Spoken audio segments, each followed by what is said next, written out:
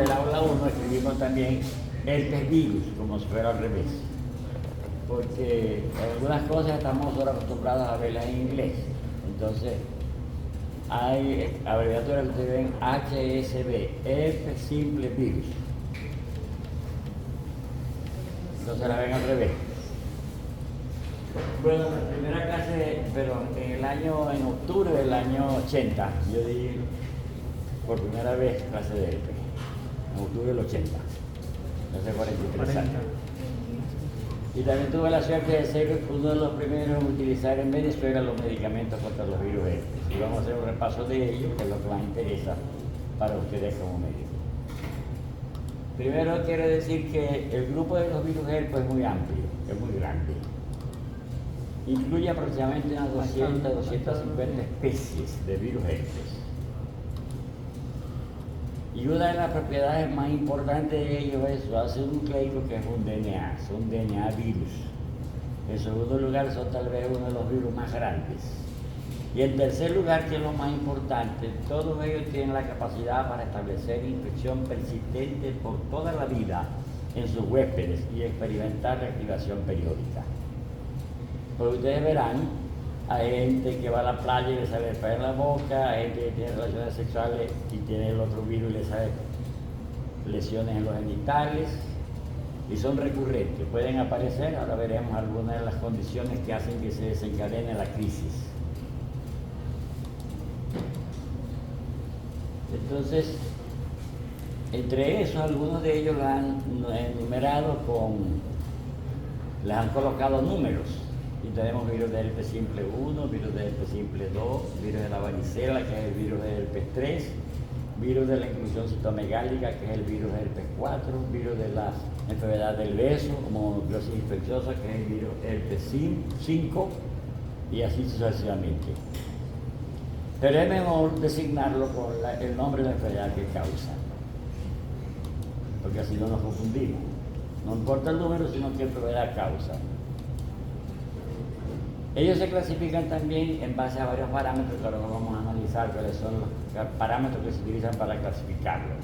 Podríamos decir que uno es la velocidad de replicación.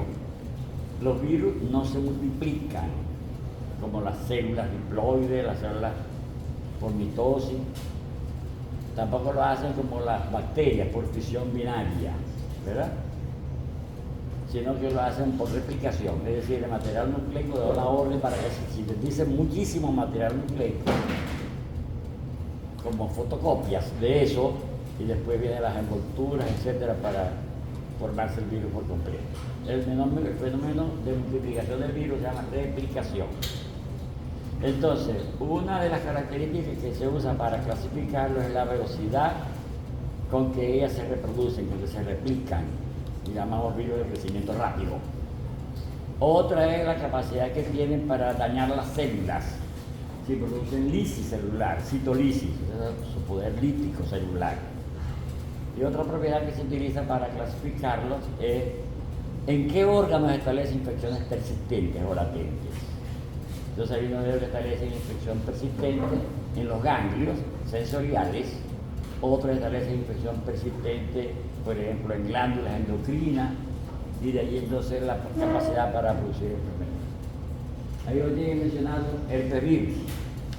Vamos entonces.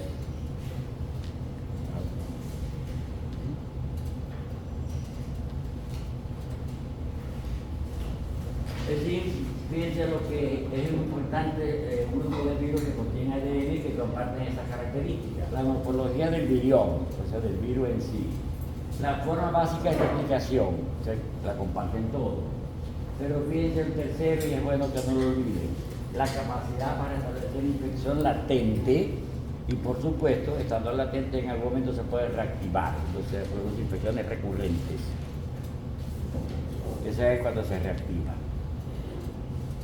Entonces, fíjense, entre esos virus tenemos al virus de herpes simple, de los cuales hay el virus de herpes simple 1, virus de herpes simple 2, que son respectivamente uno del mundo del intelecto, de la cabeza. El virus de herpes simple 1 produce infecciones en la cabeza fundamentalmente, en los ojos, en la boca, en las encías, en los ganglios de la cabeza, etc.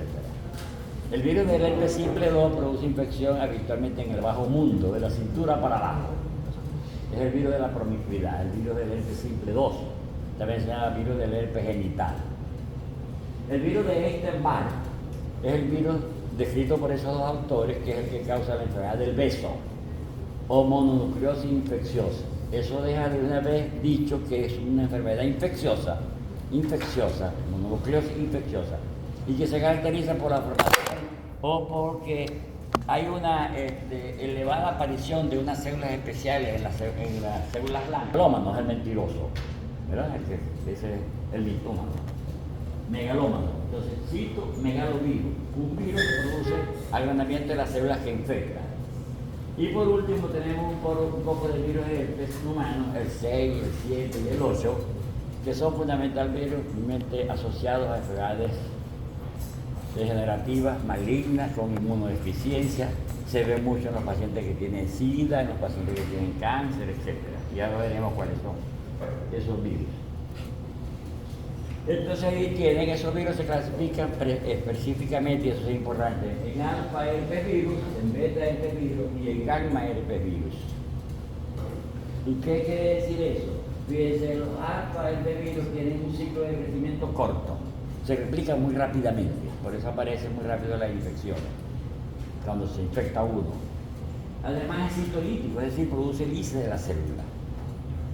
Esos son los alfa herpes virus. Fíjense que los beta herpes virus tienen un periodo de replicación largo, son citomegálicos, es decir, que producen el agrandamiento de la célula.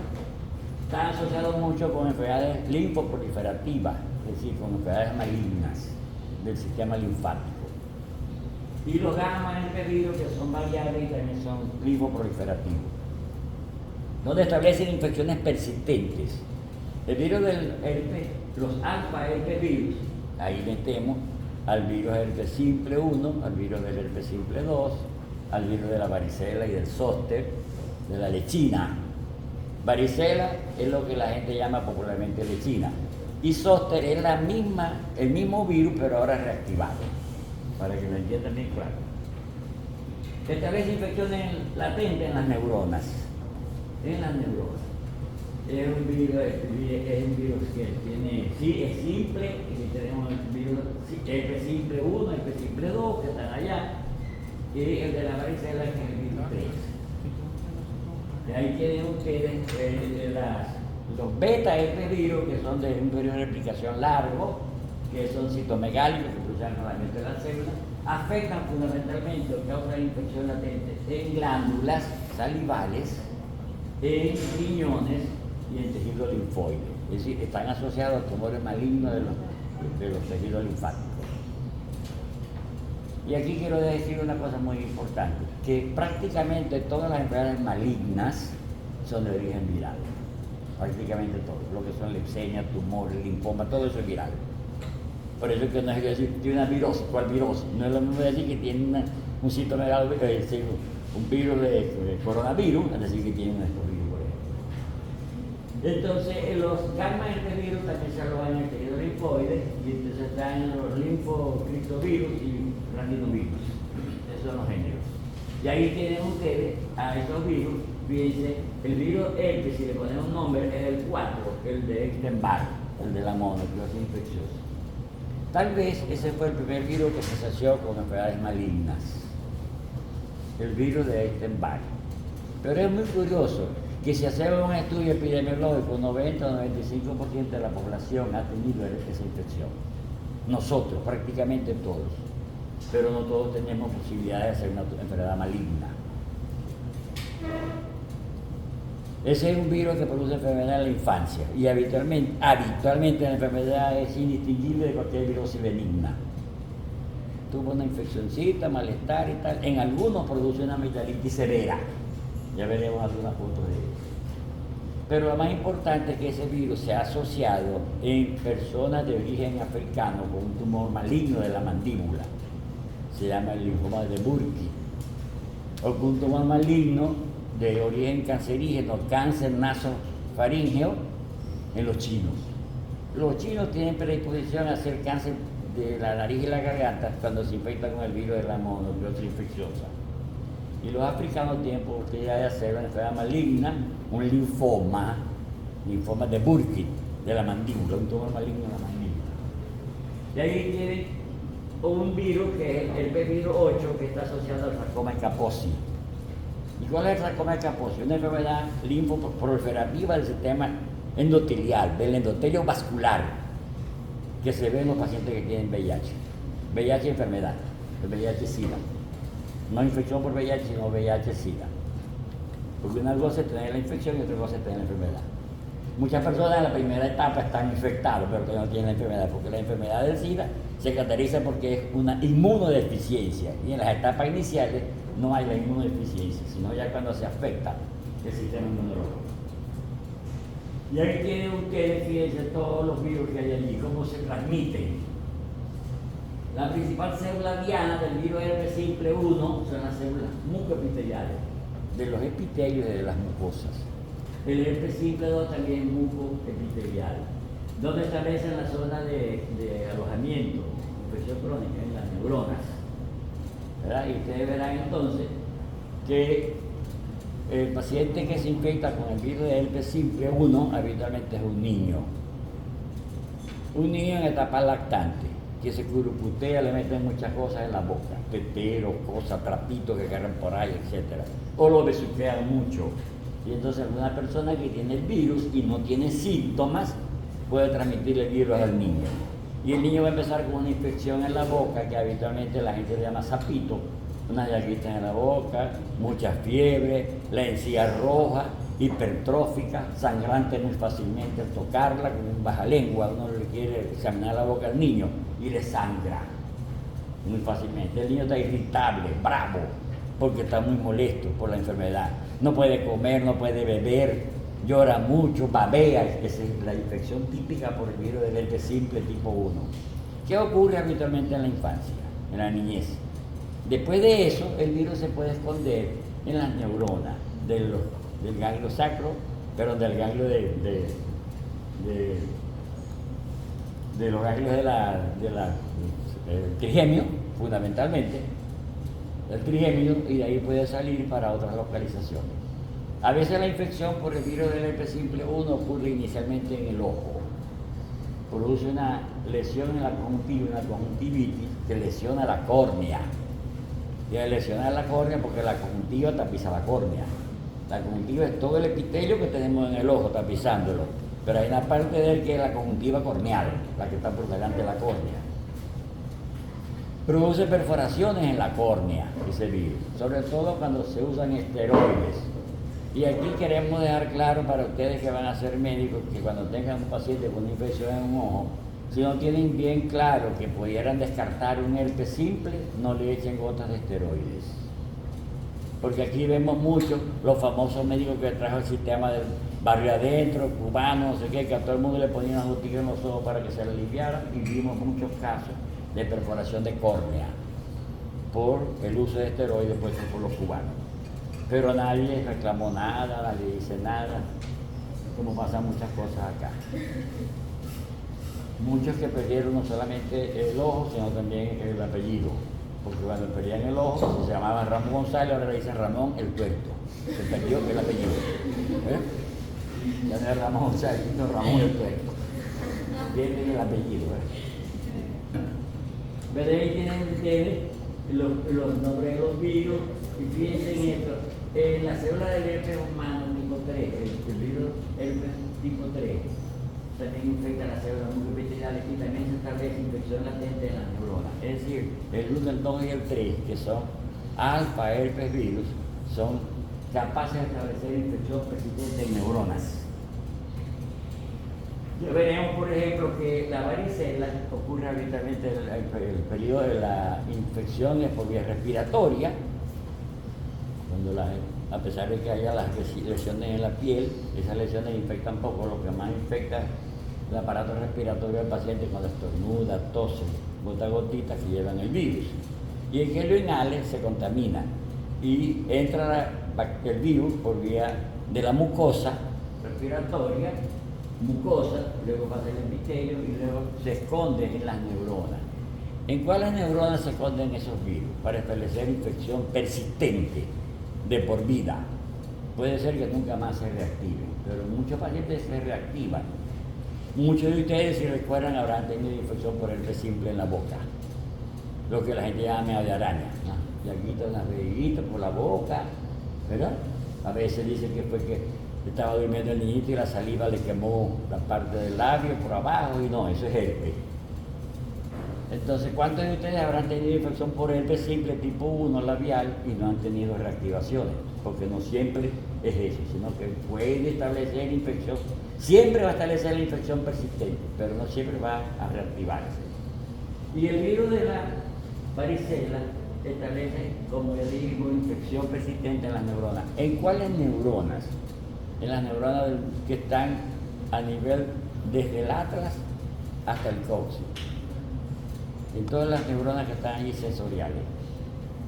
Entonces establece infección y de pronto el herpes se reactiva por el cuello, se reactiva en la cara, ese herpes, o se reactiva por las costillas, formando unas vejigas que duelen y arden mucho, que la gente llama culebrilla.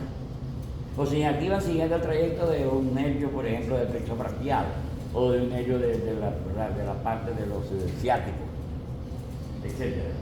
Entonces, eso es lo que se llama el zóster, la reactivación del virus de la lechina. Es decir, que inicialmente la infección primaria se llama lechina. El virus de la lechina se queda en el cuerpo y cuando se reactiva ya veremos qué cosas lo pueden hacer reactivar. Entonces aparece ahora como una lechina reactivada, pero se llama zóster, porque está localizada. Y ahí fíjense los beta-herpes virus establecen infección persistente en los monocitos, de ahí que ellos pueden producir mononucleosis, en los linfocitos y en células epiteliales. Y fíjense que la forma de contagio habitualmente de esos herpes es por contacto directo con el enfermo o por transfusiones. En nuestro medio no se descarta a los donantes de esas enfermedades, a pesar de que uno de los mejores bancos de sangre del mundo era el banco de sangre del Estado Zulia, del mundo. Yo fui jefe de un banco de sangre de esos hace 50 años en el Hospital de Colón de Santa Bárbara. Y cuando eso, hace 50 años, nosotros descartábamos a la sangre que se iba a transfundir enfermedad de Chagas, para que la recibiera no tuviera posibilidad de contagiarse de Chagas. Le hacíamos despiste de paludismo, para que el que la recibiera no tuviera paludismo. Le hacíamos despiste de sífilis, para que el que recibiera la sangre no se pueda infectar de sífilis. Eso se hacía en Venezuela hace más de 50 años. O sea que el banco de sangre era altruista, la gente donaba por voluntad. Porque en muchos países los bancos de sangre no funcionan bien y la gente dona por comercio, como ya está pasando en Venezuela. En Venezuela la gente que está pasando hambre va y tiene un amigo que se está muriendo, un amigo que requiere una transfusión y dice, yo te vendo la sangre mía, y le dan $300-400 por una donación. Y con eso comen, ¿verdad? Porque no tienen cómo comer con la pensión que les da el Estado. Entonces, fíjense, los virus humanos, el virus que es el linfotropo, que infecta el linfocito T, se activa por contacto respiratorio, por la forma respiratoria, aquí por contacto directo. Bueno, vamos a ver. Si hay alguna pregunta hasta ahora la pueden hacer. Ahí vamos a ver cómo es la configuración del virus. Ya dijimos que todos comparten la misma morfología. Ahí tienen las glucoproteínas virales, la envoltura, su material nucleico que es ADN, una cápside, una envoltura que se llama cápside. La cápside, si lo estamos repitiendo, está formada por subunidades, estas que están aquí, todas estas, que se llaman caxómeros. Los caxómeros forman la cápside, como decir los bloquecitos llamados caxómeros forman la pared llamada cápside. Ok, ahí tiene una foto de los virus, eso es microscopía electrónica. Es microscopía electrónica. A pesar de que estos son virus muy grandes.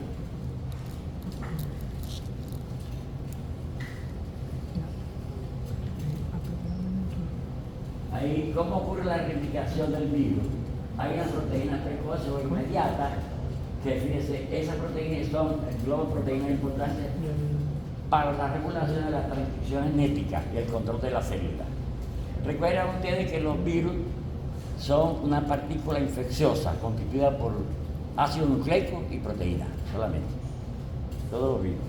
Y el ácido nucleico puede ser ADN o el ácido nucleico puede ser ARN. Pero son seres incompletos. Y uno dice, ¿cómo se replican? ¿Cómo se multiplican? Porque una vez que ellos infectan la célula, hacen esto. Regulan todo el mecanismo de la célula y por eso pueden llevarla a formar un tumor. Le regulan todo y lo ponen a trabajar a su voluntad para que se les transcriba el material genético, lo estén multiplicando, que es la transcripción o la replicación. Entonces hay unas proteínas precoces que incluyen diversos factores de transcripción y enzimas, incluida la polimerasa del ADN. Por eso es por lo que se cree que algunos antibióticos puedan servir para este virus, para el virus herpes. Algunos antibióticos, en especial los que inhiban la síntesis de la polimerasa dependiente del DNA. Y hay antibióticos contra los virus. Los que son contra bacterias son antibacterianos. Los que son contra hongos, antimicóticos. Los que son contra parásitos, antiparasitarios. Pero en general, los productos que sirven para evitar, disminuir o matar microbios se llaman antimicrobianos. O sea, los antibióticos son un tipo especial de antimicrobianos. Los antimicóticos son un tipo especial de antimicrobianos. Sirven para microbios, para seres pequeños que tienen vida. En cambio, para los virus no. Para los virus tiene que ser medicamentos que inhiban la síntesis de esas, inhiben la transcripción, que inhiben las enzimas polimerasa, etc. Habitualmente los medicamentos que hacen eso, que inhiben esa síntesis, son medicamentos elaborados y de esos antimicrobianos, todos ellos son quimioterápicos, porque son productos químicos sintetizados en el laboratorio para matar microbios. Aquí queda claro también que la quimioterapia no es solamente antitumoral. La quimioterapia, todo lo que sea para tratar enfermedades se llama terapia. Si le hacemos a la gente que está triste, le damos un señor chistólogo que llegue para allá, por cierto, no a Raseu, sino a otro, ¿verdad? No al conde, sino a otra persona, que les haga reír y tal, entonces se llama risoterapia. Si lo ponemos a bailar y el baile los mejora de su enfermedad, es bailoterapia. Si lo ponemos a trabajar sembrando yuca en el campo, que hace falta que lo haga la gente, entonces se llama eso laborterapia. Va a ser terapia con su labor. Entonces, cuando se usa la terapia con productos químicos, es quimioterapia. Así como hay laborterapia, bailoterapia, etc. Es la quimioterapia. Y las proteínas tardías son formadas principalmente por proteínas estructurales del propio virus que aparecen tras el comienzo de la replicación del genoma viral. Bueno, vamos a ver los virus herpes simple, apenas estamos entrando en materia. Pero es interesante. Realmente ese tema es apasionante porque muy poca gente lo maneja bien. Entonces, en la familia Herpesviridae, yo también llamo Herpetoviridae, puede ser Herpesviridae o Herpetoviridae. Ahí hay una subfamilia que es la subfamilia de los alfa herpesvirus. Y ya sabemos que la subfamilia alfa herpesvirus son virus de crecimiento rápido, que son citolíticos y que establecen infección persistente en neuronas. Eso quiere decir esa palabra. Alfa herpesvirus. De ellos están el virus del herpes simple 1, el virus del herpes simple 2 y el virus de la lechina y del zóster, que es el mismo virus, el virus varicela zóster. Algunas veces le ponemos aquí una rayita para decir que es el mismo. Tienen 10 glucoproteínas que actúan como proteínas de reacción viral, porque todos los virus para poder causar infección necesitan tener como una célula receptora, como especie de una cerradura donde va a entrar la llave que él tiene. Pero entonces hay muchas proteínas que sirven para adhesión del virus, para adherirse, que por cierto a ese nivel se ha trabajado mucho con medicamentos para el SIDA, para evitar que el virus del VIH se adhiera a los linfocitos, para evitar la adhesión viral, que ahí tienen las proteínas. También hay otras proteínas que son proteínas de fusión, no solo para que se adhiera, sino para que se derrita, se funda allí. Entonces, a ese nivel también hay medicamentos que se usan mucho para trabajar contra el VIH, bien sea que eviten la adherencia, que eviten la fusión, etc. Y ahí es como se trabaja con los antivirales. Los antivirales no son medicamentos para quitar el malestar y el dolor de cabeza, esos son antigripales, ¿verdad? Y son sintomáticos, para los síntomas. La aspirina, la acetaminofén, etc. Eso sí. Ok, vamos adelante.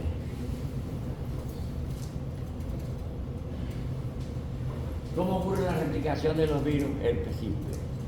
Fíjense, las infecciones líticas en las que hay lisis, destrucción de las células, eso ocurre en los fibroblastos y en células epiteliales. Y como dijimos, la infección va a ser latente y se va a replicar el virus en las neuronas. Y esto lo hemos dicho ya varias veces. El virus del herpes simple 1 se une a la célula a través de interacción inicial y posteriormente interacciona con mayor intensidad con proteínas receptoras localizadas en la superficie celular. O sea, se pegó por la saliva, al aparato, a la mucosa bucal, respiratoria, etc. Pero después se interacciona con mayor intensidad con las proteínas receptoras, es decir, la cerradura que dijimos, donde va a entrar esa llave, que está localizada en la superficie de la célula. Repito que el virus se mete a la célula y pone a trabajarla a ella para su voluntad. Hágame lo que yo quiera. Justamente así hacemos nosotros en medicina. En medicina hacemos muchas cosas con bacterias. Ya no con células porque no podemos tener células humanas para replicarlas, ¿verdad? Muy fácil, pero sí podemos tener bacterias. Y las bacterias han sustituido mucho los laboratorios. Antes había laboratorios con perros, con gatos, ahora casi todos son con bacterias. Porque yo puedo ver un fenómeno genético, una bacteria de hoy para mañana, y de hoy para mañana tengo tal vez 900 o 1000 divisiones celulares, que no ocurriría en humanos que tengan 900 o 1000 descendientes, ¿verdad? Ni en un perro. La bacteria sí, porque la bacteria se multiplica en 15 minutos o en media hora. Entonces, el virus hace eso, le produce a la célula un daño y la hace que sintetice cosas que ella necesita.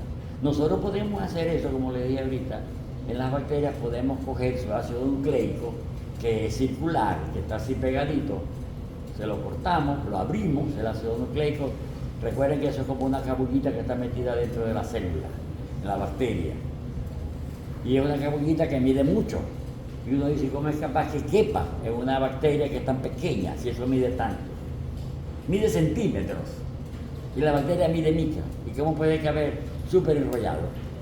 Así, vuelto a enrollar, hasta que hace un ovillito, que es el núcleo de la bacteria. Hay enzimas que hacen eso, que hacen el súper enrollamiento.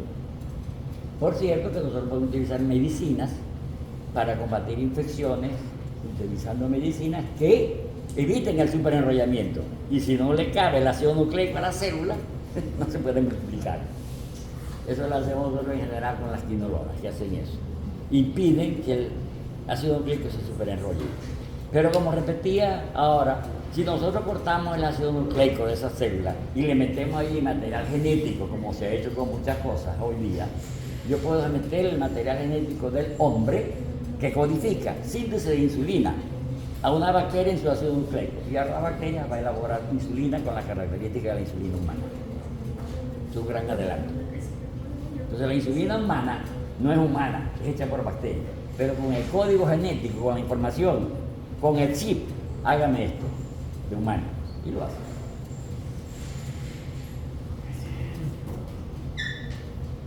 Y ahí, bueno, no vamos a ver muchos detalles de la replicación. Lo que sí es que el virus del herpes simple, llámese el 1, el herpes simple de los labios, se llama el herpes simple labial, o el 2, el virus del herpes simple genital. Entra en la célula anfitriona, en lo que lo va a recibir, mediante la fusión, ya digamos, de su envoltura, primero por la adhesión, se adhiere, después se fusiona con la membrana celular y entra entonces a la célula.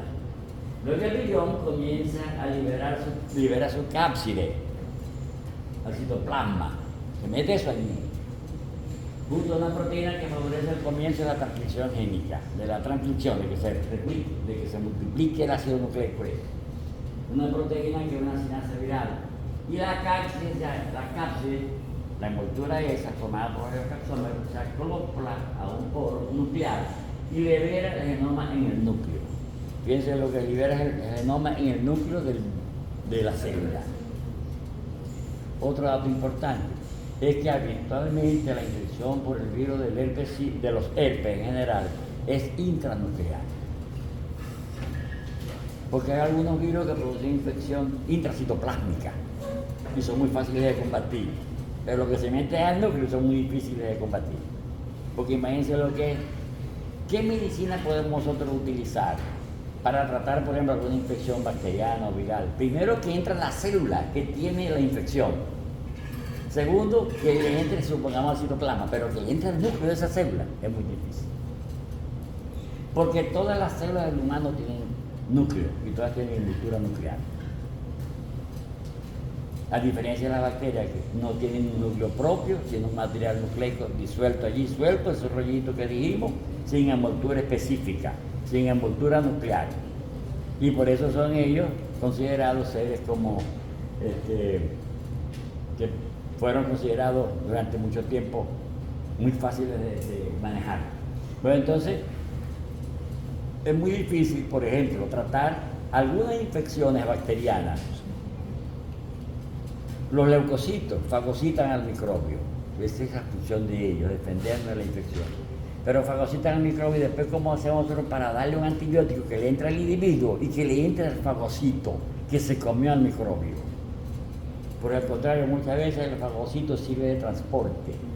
Se comió al microbio y se puede agarrar una llevar para otro lado, ¿verdad? Y entonces por eso vemos que de pronto un paciente que tiene infección por estafilococo la tenía en una parte y ahora salió por otro lado, porque se lo llevó unos leucocitos para allá. Aquí ven cómo ocurre la infección viral, eso lo van a repasar ustedes en el libro, porque está bien detallado como la explicación en el libro de Llamas.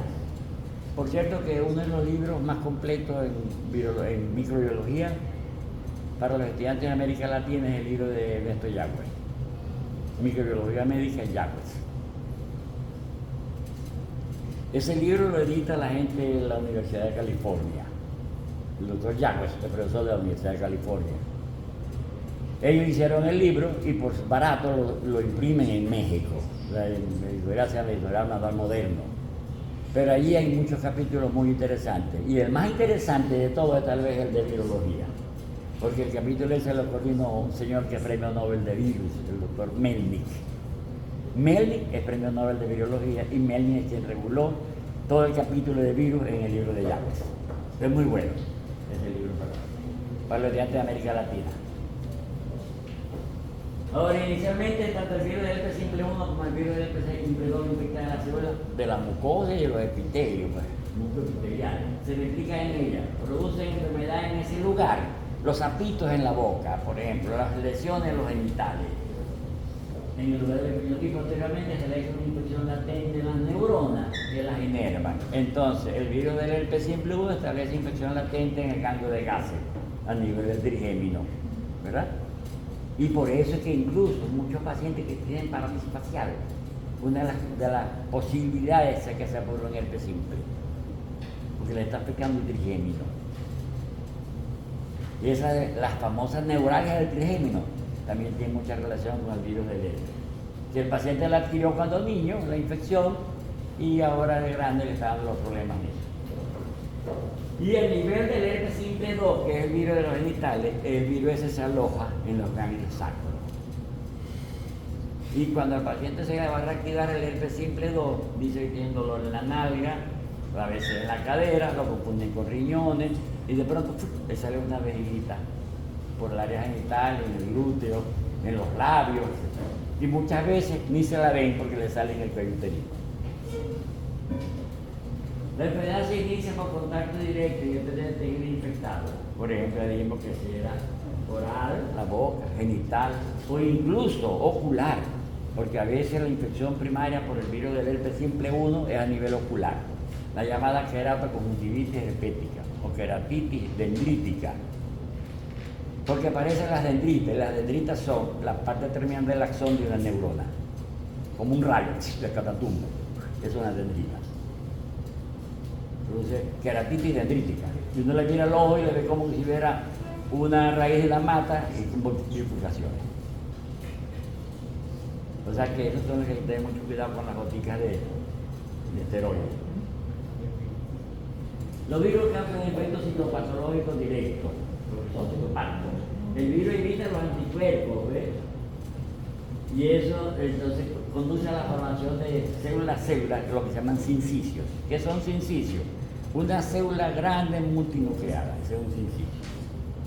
El virus establece latencia en las neuronas y al estar en las neuronas se oculta o evita la acción del sistema inmune. Nosotros no sabemos cómo esos bichitos tan pequeños son tan inteligentes. Ellos, las bacterias, etc. Al esconderse en ciertos órganos, por ejemplo, en la conjuntiva, en la córnea. La córnea forma parte del ojo, pero el ojo en verdad es un nervio. El ojo es un nervio. Lo que pasa es que la parte terminal de ese nervio es el globo ocular. Pero el ojo es un nervio que comienza por atrás, por el occipital, y viene por allí y se cruza detrás en el quiasma óptico para ir al otro lado. Pero es un nervio. Y por eso, por ser un nervio, es muy difícil que nosotros combatamos las infecciones de ese nervio. Porque al globo ocular, si uno lo mira al fondo de ojo, va a ver que detrás hay un poco de vasos retinianos. Pero esos vasos no son los que nutren al ojo en sí. ¿Ves? Bueno, entonces el virus se reactiva desde la latencia por el estrés o por supresión inmunitaria. Esto es muy importante. El estrés puede reactivar el herpes, simple. El 1 lo reactiva la ida a la playa, el sol, la radiación ultravioleta, el estrés, la fiebre. Y la gente dice, mire que le dio tanta fiebre que se le explotó la boca. La fiebre hizo que se reactivara el herpes en la boca. Le salen las llaguitas con la fiebre, ¿verdad? Entonces se reactiva por estrés o por supresión inmunitaria. Y posiblemente esa es la causa por la cual aparece el zóster. Porque el individuo que se infectó con lechina cuando tenía 7 o 8 años puede pasar 40 o 50 años con ese virus allí sin producirle nada. Pero 50 años después que él tuvo la infección, puede ser que ahora se convierta en diabético, puede ser que ahora tenga un cáncer, puede ser que ahora tenga algo y lo está inmunosuprimiendo y el virus sale, pero ya no sale como lechina, sino que sale como zóster. Por eso yo a todos los pacientes que veo con un zóster, yo no le doy tratamiento de una vez, sino que le hago un montón de estudios a ver dónde está el cáncer, si es que tiene un cáncer. O una citometría de flujo, a ver cómo está su sistema inmunológico, ¿verdad? O un perfil de inmunoglobulina, etc. Profesor, yo tenía entendido que en el caso del herpes, ahora lo estoy recordando, en esos casos en los que la gente recae en la enfermedad, pasa porque, por ejemplo, la persona está enferma y el herpes en su fase lítica entra entonces al núcleo de las células que infectó y entonces se adhiere al ADN. Perfecto. ¿Sí? A las células que infectó, si ya se metió hace tiempo, está ahí. Sí, pero me refiero La o sea, latencia se establece cuando, en las células infectadas y específicamente en el núcleo de esas células. o sea, cuando se deja de expresar la enfermedad es porque entonces el virus, como detecta que hay como condiciones adversas, se coloca en el ADN de la célula que infectó, pues. Sí, así es. Y luego cuando de nuevo siente que hay condiciones propias, vuelve a salir, se Eso es como los desconecta. malandros, no hay policía, ahora sale. Ajá, exacto. No hay nadie del sistema inmunológico que está vigilándolo. Entonces él dice, estoy solito, pues. Y ahí viene a causar otra vez el daño. Sí, así es más o menos. Es imprescindible la inmunidad mediada por células. Recuerden que la inmunidad, yo no sé si ustedes vieron la inmunología, pero la inmunidad puede ser humoral, la mediada por anticuerpos, y celular, la mediada por células. Y las células están muy importantes en los linfocitos, específicamente los linfocitos T. Los linfocitos T que son los linfocitos timodependientes. Los linfocitos T con receptor CD4, específicamente. Es imprescindible la inmunidad mediada por células para su curación y es limitado el papel de los anticuerpos. O sea que un paciente puede tener suficiente anticuerpos contra el virus del herpes y sin embargo se le reactiva. Los efectos inmunopatológicos mediados por células contribuyen a la aparición de los síntomas. Esto es muy importante. E incluso, por eso se considera que la cronicidad de esa infección al final va a producir o la apoptosis celular, que es la muerte, o va a producir el establecimiento de una línea celular, que quiere decir que algunas células infectadas por virus de herpes,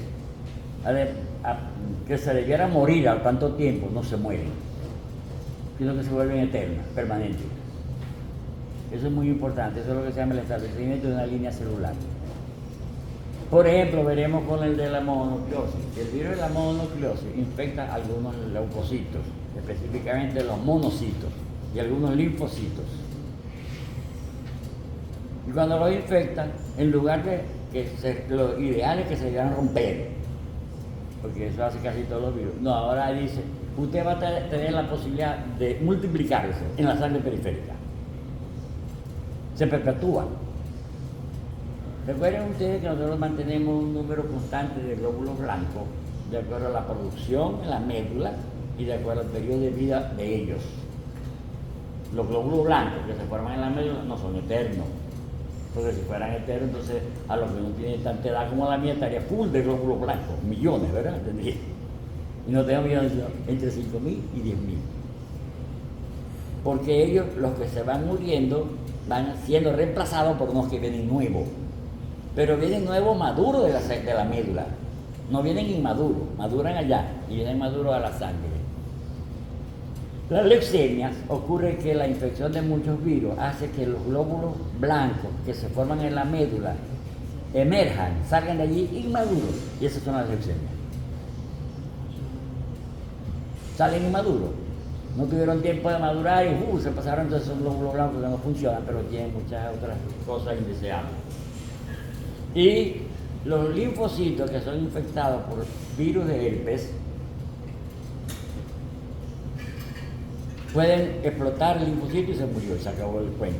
Pero otra vez se dice, no, usted ahora en la sangre periférica no se va a morir, todavía se va a quedar permanentemente vivo y va a tener además posibilidad de multiplicarse. Ese es el establecimiento de la línea celular. Esa es la explicación de los linfomas. Células linfoides que ahora tienen capacidad para reproducirse y formar los plotas, esas que vemos con la gente en los semáforos pidiendo con una bola aquí a nivel del cuello, etc. Y que esto es muy importante, los efectos inmunopatológicos llevados por células, eso es muy importante. En casi todas las enfermedades, los síntomas aparecen como consecuencia de la respuesta al eso. Los síntomas, la fiebre, es un síntoma de nuestra respuesta frente a la infección, ¿verdad? Síndrome clínica asociado a la infección por el virus del herpes simple. El virus del herpes simple 1 y el virus del herpes simple 2 pueden infectar los mismos tejidos y provocar enfermedades similares. Pero viene ahora esto, tienen su dirección por los sitios y las enfermedades indicadas. Eso es muy importante. Porque antiguamente decíamos el virus del herpes genital o simple 2 es exclusivamente genital. Y el 1 es en la boca. Pero ahora vemos relaciones sexuales orogenitales y vemos a gente enferma de herpes genital en la boca. O de gente que adquirió herpes simple 1 en los genitales. Entonces, fíjense, puede producir encefalitis. Y justamente el primer caso que tratamos con medicamentos antiherpéticos fue un odontólogo de la Concepción que tenía encefalitis por virus herpes y se salvó. Encefalitis. Queratoconjuntivitis en los ojos, en la oral. ¿Qué causa en la oral? Oral. Inflamación de la encía, del gíngivo y de la mucosa de los carrillos, de la mucosa de los cachetes, y osteomatitis. Puede producir amigdalitis, puede producir farinitis, puede producir herpes en los labios. También puede afectar más abajo, esófago, la tráquea, los bronquios, etc. Entonces, y en el herpes simple tipo 2 puede infectar a los genitales, también perianal, de acuerdo a cómo fue la infección de inoculación, de entrada, y puede producir el panadizo herpético. Hemos visto pacientes, panadizo es como un hinchón, nació con pus, en este caso por herpes, en personas que se han estado aplicando medicamentos contra el herpes con los dedos. Y entonces lo tenían ahí en el pene y ahora tienen también herpes en el dedo. ¿Ya? Ese es el panadizo herpético. Y por supuesto, esto es muy importante, el herpes neonatal. Si una mujer, antiguamente se recomendaba que todas las mujeres que fueran a parir y tuvieran herpes simple, tipo 2, en el momento del parto tenían que ir a cesárea, para evitar que el niño pudiera tener una viremia por el herpes simple tipo 2. Hoy día se le da medicamentos antiherpéticos y se les permite que paran por vía natural. El virus del herpes simple puede provocar infección lítica, ¿verdad? Que rompe, que mata a las células, o persistente. ¿Dónde? El linfocito y macrófago. Persistente y latente en las neuronas. Ya lo habíamos mencionado. La infección por virus del herpes simple se inicia de la membrana mucosa o por rotura de la piel. Por ejemplo, en los genitales habitualmente es así, por trauma, ¿verdad? Y eso también es la principal causa de penetración del virus del VIH, trauma. Por eso es que es más frecuente la infección por virus de VIH en los homosexuales que en las mujeres. En los homosexuales por vía rectal habitualmente del sexo, habitualmente, y entonces ahí hay trauma. Por vía vaginal en la mujer habitualmente no hay trauma, por el contrario, placer, ¿verdad? Entonces se inicia a través de la ruptura de la membrana mucosa. El virus se multiplica en la célula de la base de la lesión e infecta la neurona que la inerva. Y por ahí ahora, por vía retrógrada, siguiendo el trayecto del nervio, llega hasta el ganglio. Después el virus vuelve al punto inicial de la infección. O sea, ya está en el ganglio. Entonces ahora puede hacer el camino al revés. Para venirse. Por eso es por lo que los medicamentos locales, que es otra cosa para ustedes como futuro médico, contra el herpes no sirven. Porque el virus no está allí. El virus está en una neurona. A menos que usted coja la neurona y la inyecte con el medicamento. O inyecte el ganglio. Pero ¿qué hace una gente con que aquí tiene ñaito de araña y se aquí si el virus está metido en el tejido? ¿Verdad? Pero es que eso está muy bien porque la gente dice, doctor, si yo le estoy puesto mucha ciclovir y no se mejora, ¿verdad? Si no está haciendo nada. Le digo, usted está haciendo lo mismo que poner una peluca con calvo, creyendo que con eso va a mejorar la calvicie, creyendo que con eso va a mejorar el virus y el virus está metido en un ganglio. No hay en la piel. En la piel explotó. Ahí fue donde hizo la aparición. Después el virus vuelve a punto inicial y otra vez reproduce las lesiones vesículo ulcerativas. Son unas vejitas que pasan por diferentes estadios. Se pone roja la zona, tanto de los genitales, como de los labios, como de la lechina. Roja es una mácula. La mácula se siente levantada, uno toca y siente como un levantadito allí. Es una pápula. La pápula se llena de líquido, eso se llama vesícula. La mácula que se formó pápula ahora y está llena de líquido, entonces es la vesícula. Si la vesícula se llena o se cambia el líquido que tiene por un líquido purulento, se llama pústula. Y después ella se rompe y queda una úlcera. Así es la lesión de la lechina, así es la lesión del herpes simple en la boca, así es la lesión del herpes simple en los genitales. Hay que ver dónde está la infección latente del virus, entonces, ¿qué hacemos nosotros con echarle aquí una cosita en la boca si el virus está allá escondido bastante? ¿Verdad? No hace nada. Entonces, ya vimos cómo es el transporte de la lesión hacia el ganglio para esconderse, se queda allí, y cómo es la reactivación que sigue el camino inverso. Sigue ahora por vía anterógrada, no retrógrada. Retrógrada es hacia atrás, en retroceso, y anterógrada hacia adelante. Ahí está el ganglio trigémino. Por cierto que yo fui testigo de gente que tenía neuralgia trigémino y hacían vaciamiento aquí, encima del arco cigomático, para sacar de ahí el trigémino. Y entonces pues se produce atrofia. Eso lo hacían antes. Ahí está donde está el ganglio y donde sale la lesión, donde está activa. ¿Cuál es la patogenia? ¿Cómo produce? Existen varios estímulos capaces de reactivar una recurrencia. O sea, ¿qué cosas pueden hacer que el virus del herpes simple tipo 1 se reactive? El estrés, el traumatismo, la fiebre. Dice la gente, la fiebre era tan alta que le explotó la boca. La luz solar, específicamente por la luz ultravioleta. Siempre vemos mucha gente con herpes simple tipo 1 después del periodo de vacaciones, que fueron a las playas o después que fueron a la montaña. Porque con el frío no se dan cuenta que el sol lo tiene muy cerca y la luz ultravioleta le activa eso. Estos estímulos desencadenan la replicación del virus en una célula nerviosa individual y permiten el desplazamiento retrógrado a la hora del virus que salga hacia la lesión de la boca.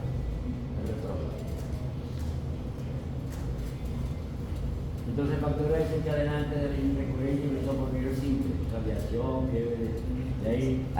La fiebre de la gente. Aquí en Maracaibo, en Venezuela, cuando alguien tiene fiebre de bajo grado, dice que tiene fogaje. En Maracaibo, en la Cañada, en Santa Bárbara, en el Moján. Y cuando le da fiebre muy alta, que se le brota lo que se le dio calentura, con la boca reventada. Ya no es fogaje, sino que fue la fiebre tan alta que se le brotó la boca, la calentura. Fulano tuvo calentura. Eso es una fiebre. Emocional, por ejemplo, que al final es importante. La menstruación, la venida de la menstruación puede hacer que una mujer que tenga herpes genital se le active, pero también la ausencia de menstruación.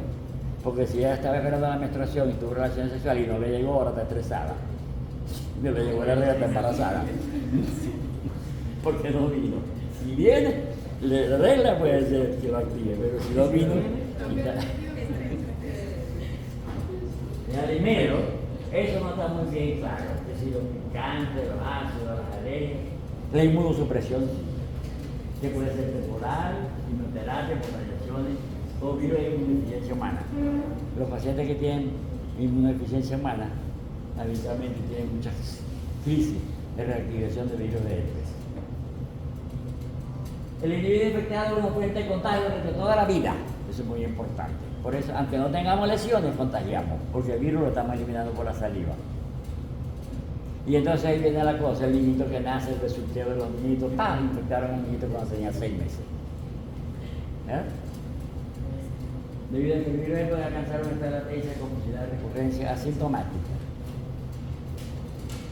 Como cualquier otro virus envuelto, el virus del herpes simple se transmite a través de secreciones, líquido de las vesículas, saliva, secreciones vaginales y por supuesto contacto íntimo. Los virus de herpes son muy lábiles y se inactivan con facilidad. Son lábiles. O sea que es poco probable que alguien dice que pues entonces está el bus de la fruta de ciruma, ¿verdad? O del cubicito, ahora agarró herpes ahí. No, ese virus ahí ya está muerto. ¿Verdad? A la desecación, el tiempo, etc. O que uno se metió en un baño y se infectó con el virus, desde que se metió con la persona que estaba infectada. Porque si no se metió con esa persona, de pronto no se iba a infectar. Entonces, es muy sensible a la desecación y a los agentes diferentes. Y también a las condiciones imperantes en el tubo digestivo. Por suerte para nosotros, el tubo digestivo en la parte inicial es muy ácido. De ahí que a veces sentimos que nos está quemando la acidez del estómago. Pero ese ácido es muy importante porque él mata muchísimas bacterias que entran al hombre por llorar y también muchos virus. La gente que está tomando omeprazol todo el tiempo se infecta más fácil que no toma eso. Porque está inhibiendo la acidez. Y el ácido hace falta para la digestión inicial, etc. De manera curiosa, después la parte terminal del tubo digestivo es alcalina. Porque ahora lo que se escapó y que sea sensible a los álcalis, ahora se va a morir en el intestino. Es una máquina perfecta la que nos hizo Dios. La infección por el virus es siempre una enfermedad exclusivamente humana. Hay ambos tipos de virus pueden provocar lesiones bucales y genitales. Ya dijimos que hemos visto lesiones cambiadas. En los genitales por el uno y en el labio por el otro. La infección inicial por el virus del herpes simple se contagia por contacto bucal, el simple uno, beso, al compartir vasos, cepillo de dientes u otro de estos contaminados con saliva del individuo del pelo. La infección por el virus del herpes de los dedos o el organismo puede ser resultado del contacto de la boca con la piel. Gente que se mete la mano en la boca para andarse los dientes, quitarse el saco, etc. Y entonces ahora tiene un patenizo. El virus penetra a través de esta grieta y la autoinoculación puede originar infección ocular. Eso es muy importante. Que el paciente que tiene herpes en los labios, cuando es niño, herpes labial, la infección primaria, o cuando es adulto, la reactivación, de pronto un descuido se lo puede dar para el ojo. A pesar de que el ojo es un órgano que no está vascularizado y está tan expuesto al ambiente, al polvo, al sucio, a los microbios, habitualmente no se infecta. Y la razón de eso es doble. Primero, que las lágrimas contienen una sustancia que es bactericida, es la lisozima. Y por si fuera poco, ahí hay también inmunoglobulina A, de secreción o de superficie. Pero por si fuera poco, ahí está la limpieza del párpado, limpiando lo que cayó a ese, como un cepillo de un limpiadillo de un carro. Por eso nos enfermamos mucho los ojos. Por más que nos caiga una tarita cuando estamos en el campo, un insecto, arena, líquido de freno, etcétera, no pasa nada habitualmente. La infección inicial por el virus del herpes simple se produce en una fase más avanzada de la vida que la infección por el virus del herpes simple 1. Claro, el virus del herpes simple 1 habitualmente se adquiere en la infancia y el virus del herpes simple 2 habitualmente cuando ya el individuo tiene actividad sexual. ¿Verdad? Y está relacionado con aumento de la actividad sexual. Ahí tienen algunas fotos, ¿ves? Gingivo estomatitis entérica primaria, una bolsa. Lesiones de herpes recurrentes, ¿verdad? Allá está la vesícula. Y las lesiones de aquí también. Una redita como quemadura. ¿Qué enfermedad clínica produce? La infección cutánea recurrente, herpes labial, herpes febril, la calentura. Faringitis herpética, queratitis herpética limitada al solo ojo, panadizo herpético y el herpes de los gladiadores, de los luchadores. Herpes genital que es el 2 y cualquiera puede producir encefalitis herpética, sobre todo en el recién nacido. Ahí tiene desastre. Así es. Esos son los pacientitos así que no quieren comer, llorando. Si uno le quiere examinar la boca, apenas le meter baja lengua, sangra, la encía está roja, hipertrófica, la encía quiere cubrir a los dientes que están saliendo. Entonces la gente dice, no, es que se meten muchas cositas en la boca y sangra muy fácil. Diagnóstico de laboratorio, aquí estamos lejos. Detección de la infección citopática mediante un frotis de sangre.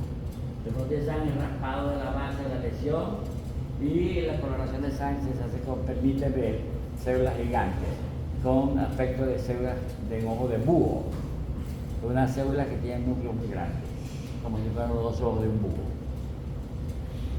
Detección de antígenos virales por inmunofluorescencia directa, indirecta o por la reacción de la polimerasa en cadena. Hace años que no la hacemos aquí, gracias a que Venezuela es otro país. Llegamos a ser tal vez el tercer país de América del Sur durante muchos años y ahora estamos de último en el mundo, en todos los aspectos. En todos los aspectos. Hasta incluso en la mentalidad de la gente. Porque en lugar de quedarse aquí a trabajar, la gente está desorientada, que se van a trabajar a Colombia. Ellos algunas trabajando allá para pagar la casa y comer. Entonces, ¿qué? No, se quedan aquí. O sea, banana porque se lo come un tigre por ahí o tomate un caimán, un caña, un golpe. Lo que pasa es que aquí la gente se acostumbró a trabajar poco por el petróleo. Y después de eso, entonces la gente no estaba acostumbrada a trabajar. En cambio, en Colombia, en Estados Unidos, le sacan la chicha, como dicen. He visto muchos que se han ido a Estados Unidos y han perdido la mano trabajando en una máquina. Y otros en Colombia también, que lo han morido serpientes. Yo siempre digo que nosotros deberíamos ser como los elefantes. El elefante muere en su tierra. Cuando se siente enfermo, va para allá a morirse, donde él nació. Así deberíamos ser nosotros. Bueno, entonces, podemos hacer alimentos del virus. O sea, a pesar de que aquí en Venezuela habían 3 sitios específicos de referencia de enfermedades virales, íbamos muy bien. Uno en la Universidad Central para prestarle auxilio diagnóstico a la gente de Carabobo, del Distrito Federal y de Aragua. Otro en la Universidad del Zulia para prestarle auxilio diagnóstico a la gente de Zulia, Táchira, Meira, Trujillo, Falcón y Lara, el Centro Regional de Enfermedades Virales. Y otro en el Oriente, en Bolívar para prestarle ayuda a Bolívar, a esa zona de por allá. Y eso no está trabajando ninguno de los 3. Solamente en Maracaibo teníamos 20 microscopios electrónicos. En Maracaibo. Y creo que hoy día hay uno solo trabajando. Entonces, prueba diagnóstica definitiva del diagnóstico de infección por virus se toma muestras por aplicación de líquido de las vesículas. También pueden ser por cultivos celulares por reacción de polimerasa en cadena. Podría ser por serología. Pero la serología, ¿qué es? Hacer diagnóstico de anticuerpos en el suero, esa es la serología, no es confirmativa porque el paciente que tuvo una infección por el virus del herpes va a tener anticuerpos para toda la vida, aunque no sean protectores, aunque no eviten que se le reactive. El tratamiento impide o acorta la evolución de la enfermedad primaria recurrente. Eso es lo que hace el tratamiento. No vamos a curar al paciente, porque no vamos a tener una medicina que se pueda meter en el ganglio de gases, en el trigémino, en el ganglio paravertebral, ¿verdad? Entonces no cura la enfermedad, lo que hace es que acorta la evolución de la enfermedad. En lugar de durarle 3 semanas, le dura 1 semana. Y también acorta las recurrencias. En lugar de estarle saliendo cada 2 meses, le va a salir 1 vez por año. No se impone un tratamiento que pueda eliminar la infección latente. Eso es muy importante. Porque cuando se le diga a los pacientes, sale desahuciado y dice: ay, doctor, esperamos que usted nos ayudara. Bueno, yo lo estoy ayudando, dándole a conocer su problema, pero no tenemos solución para su problema. Tratamientos antivirales aprobados para el herpes simple, el aciclovir. El aciclovir es la 8-acicloguanosina, es una base púrica y pirimídica, que inhibe la síntesis de ácido nucleico y produce la formación de un ácido nucleico deforme, de manera que el virus, cuando se da cuenta que ese ácido nucleico no es el que estaba pidiendo replicar, porque incorporó esa base púrica en lugar de la base púrica normal, incorporó esa base púrica alterada, que es la 8-acicloguanosina. Entonces la incorpora, hace un ácido nucleico errado y el virus se murió, está engañado. Pero los virus aprendieron mecanismos de resistencia al aciclovir. Entonces los laboratorios farmacéuticos le incorporaron una valina. Y la valina con aciclovir se llama val-aciclovir. Valina, aciclovir. Ese es el val entre nosotros, ese es el vadiral entre nosotros. Después salió otro mejor, que no está aquí, porque se ha usado la iodoinoxidilina, citosina, rapinócido, eso lo usan los hematólogos. Pero nosotros tenemos ahorita aprobado también este que está aquí, que es el ganciclovir. En Venezuela se llamaba, cuando existía, Simebene. Ya no se llama, porque ya no existe. Porque parece que al presidente le gusta más la medicina de Cuba que la de Estados Unidos y de Inglaterra. Entonces no tenemos esa medicina actualmente. Pero el ganciclovir, que se llama Simebene, y en Estados Unidos se llama Citovene, le incorporaron también una valina porque los virus se ven resistentes a él. Entonces ahora hay valganciclovir. En Estados Unidos se llama Valcite, se pronuncia Valsai. Y en Venezuela se llama Valixa. Tampoco la traen por ahí de Colombia y cuesta muy costoso. Esos son drogas aprobadas por el FDA, Estados Unidos. Virus de Epstein-Barr, el virus de la mononucleosis infecciosa. Ya pasamos del 1 al 2. Ya vamos por el virus 4, el de Epstein-Barr. Es de la familia de los gamma herpesvirus.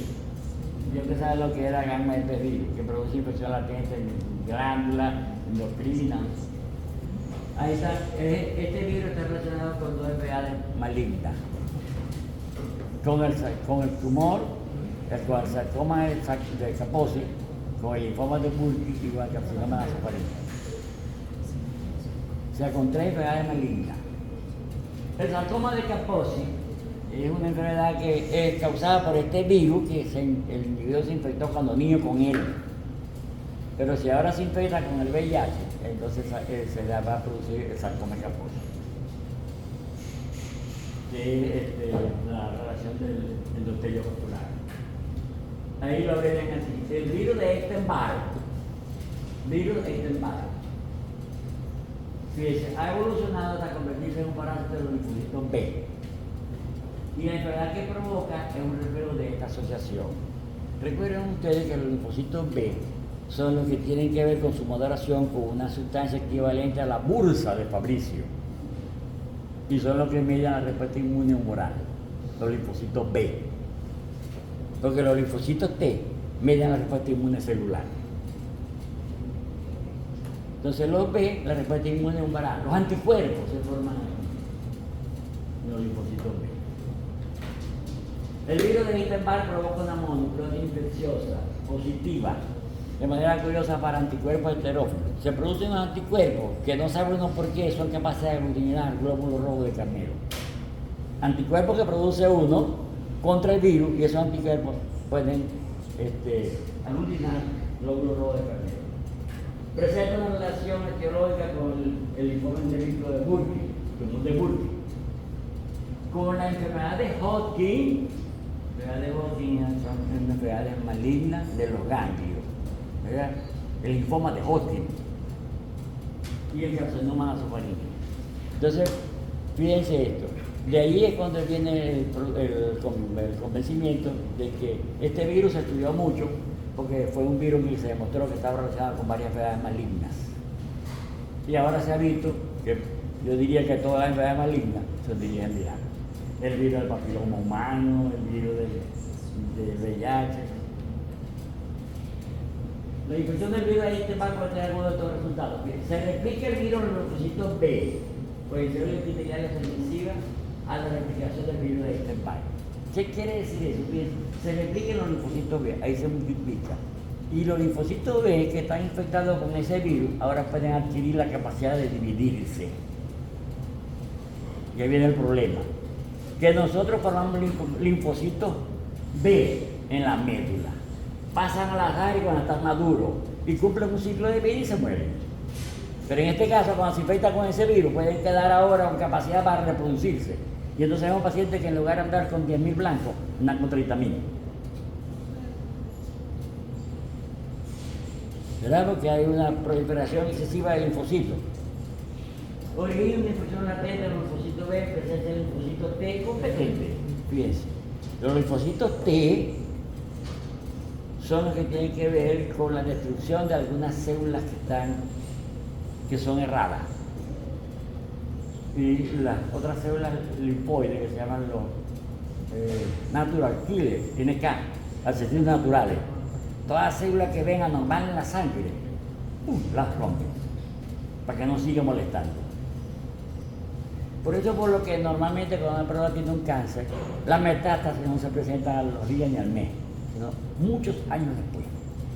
¿Por qué? Porque durante los primeros años están pasando pequeñas cantidades de esas células degeneradas hacia la sangre, pero esos linfocitos las están rompiendo y no la dejan replicarse. Pero cuando ya no pueden con el trabajo, que es mucho, porque están pasando muchas células malignas, se implantan en cualquier órgano y hacen la metástasis. Qué buena explicación, pero se entiende. Porque ¿cómo llega la metástasis? ¿Por qué ahora hay tejido intestinal sembrado en pulmón?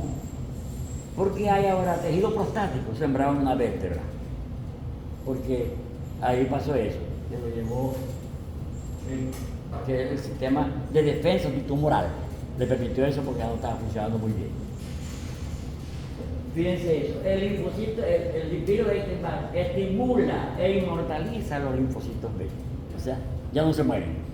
No es que van a durar 3, 4 días en la sala, sino que ahora van a se perpetúan y además pueden duplicarse. Y ahí viene el problema.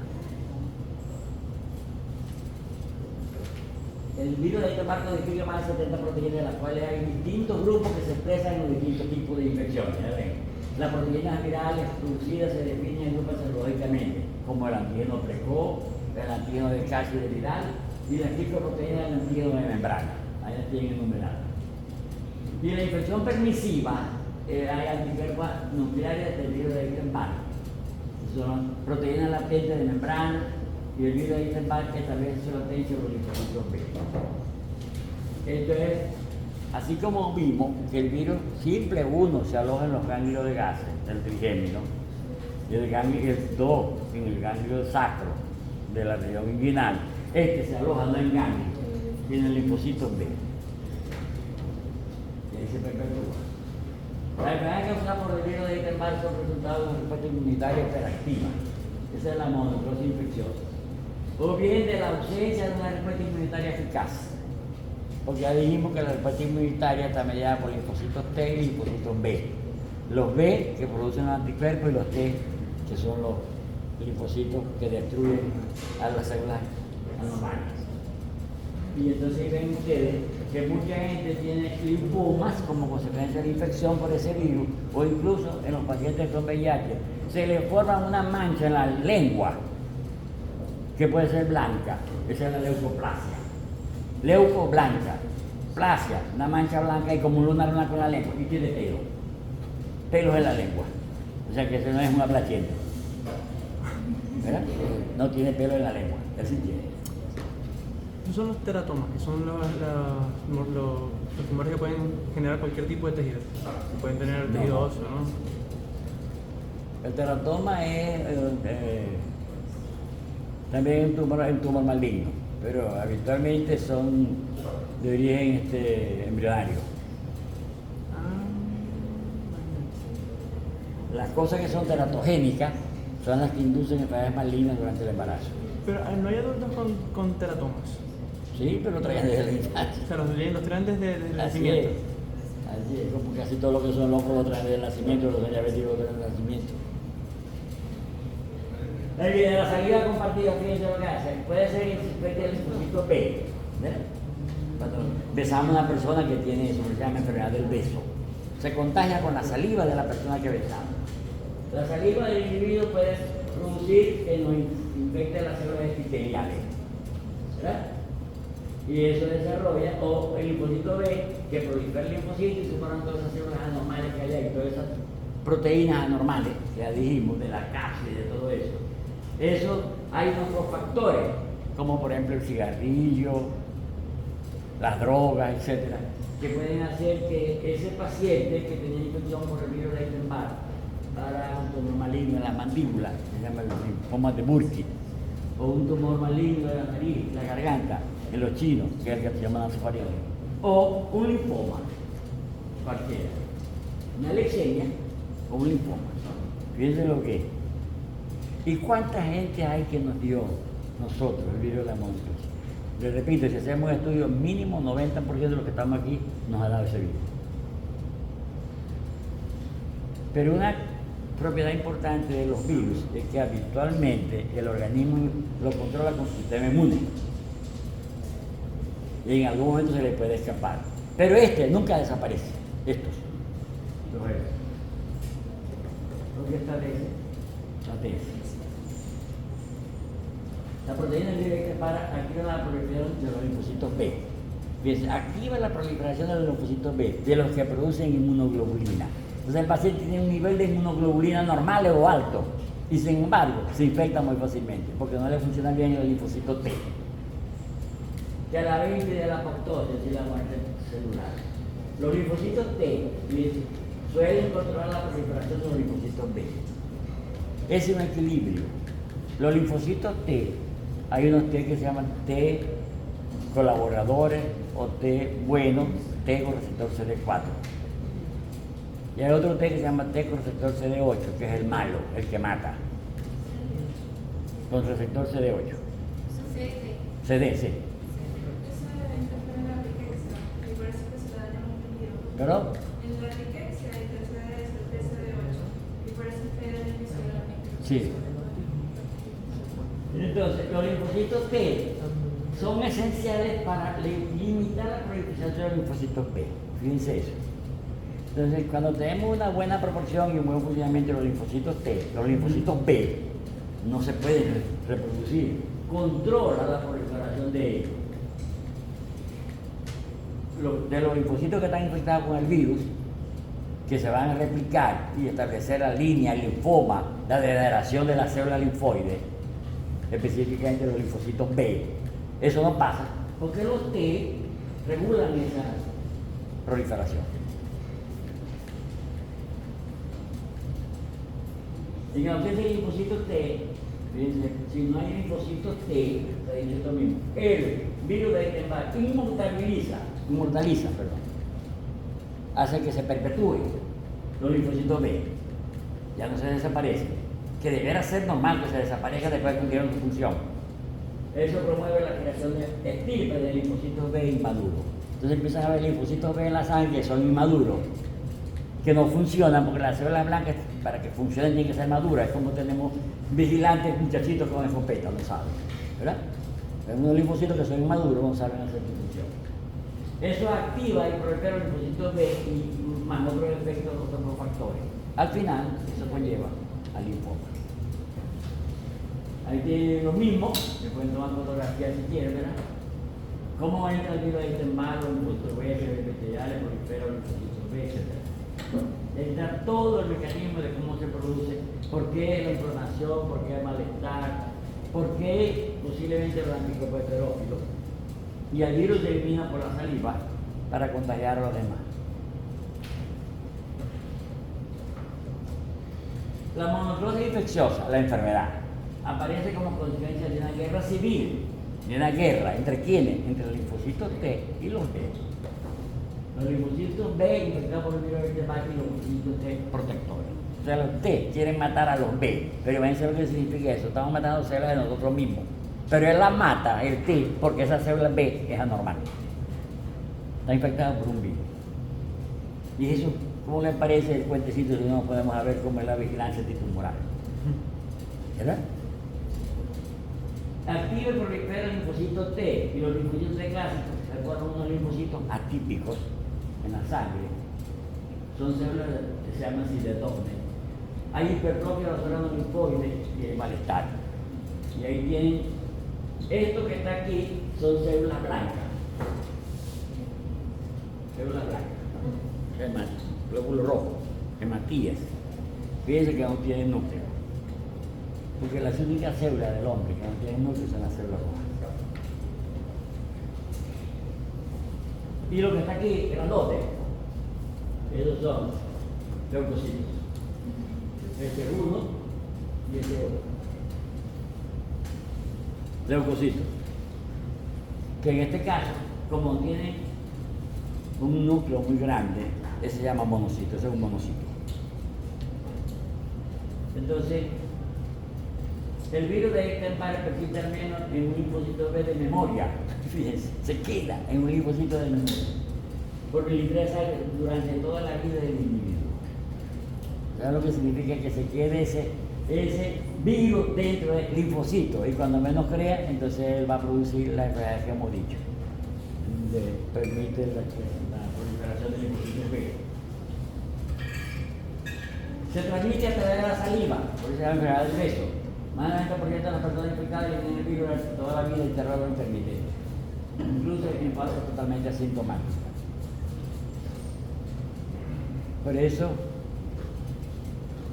mi esposa se molestaba conmigo porque yo le decía que a veces era preferible besar a un perro o a una perra que a una mujer. Y ella se ponía brava conmigo porque decía que yo soy muy machista. Pero, no, los perros no llevan mucha bacteria, son los gatos. Erliquia. Y erliquia no es por saliva, es por sangre, es por picadura de garrapata, es por otras cosas. Recuerden ustedes que cada parásito y cada bacteria tiene un mecanismo de transmisión. Entonces, incluso en personas asintomáticas puede transmitirse el virus de la mononucleosis infecciosa.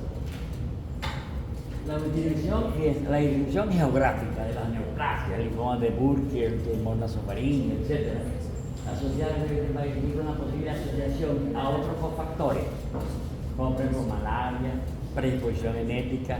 Como ustedes saben que ya hay también que parece que uno hereda genes de cáncer. Así como hay genes para decir el color de los ojos, el color del pelo y las cosas, también como que hay genes que tienen cierta herencia y que tienen predisposición a llevar información de cáncer. Entonces aquí dice, otros cofactores, ¿por qué no se nos produce en nosotros con tanta frecuencia los linfomas ni el tumor de Burkitt? No tenemos malaria, no tenemos SIDA. La mayoría, pues. El que lo tiene sí se le puede pasar. Y para que digan que produce la mononucleosis infecciosa con producción de anticuerpos heterófilos, puede producir cuadro crónico y puede producir enfermedades linfoproliferativas, como por ejemplo el linfoma de Burkitt, el carcinoma nasofaríngeo, la leucoplasia velluda en la lengua, en los pacientes con VIH.